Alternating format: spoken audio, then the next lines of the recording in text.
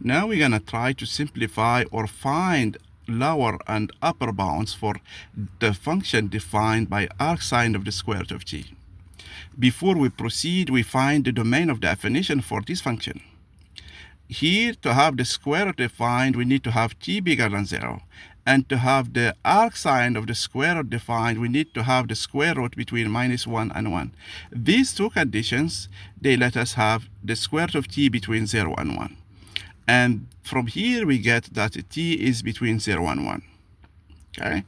But when we have t is 0 or t is 1, we have the arcsine is 0 and the arcsine of 1 is pi over 2.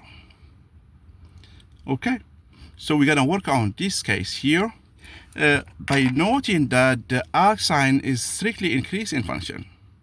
Okay, before that, if we define f of t as the arcsine of t, so we know that the arcsine of t is between minus pi over 2, pi over 2.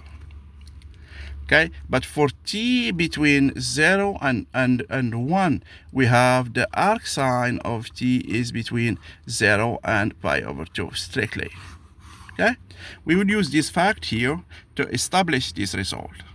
Okay, our key idea to prove is that we know that the square root of t is between 0 and 1. Okay, and we know that the arcsine is strictly increasing function. Therefore, if we apply the arcsine, nothing is going to change here. Okay, remember what's an increasing function. For instance, if we have x and y, and f is increasing function, this is f of x, this is f of y.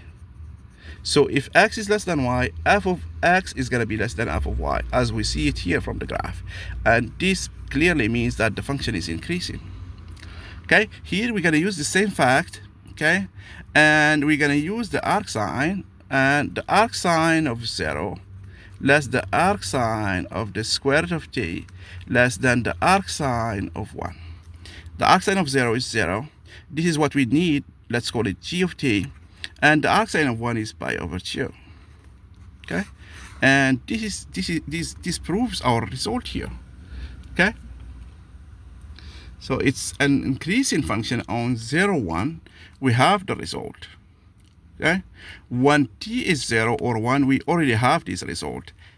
Okay, so if we let t be strictly between 0 and 1, we have g of t between 0 and pi over 2.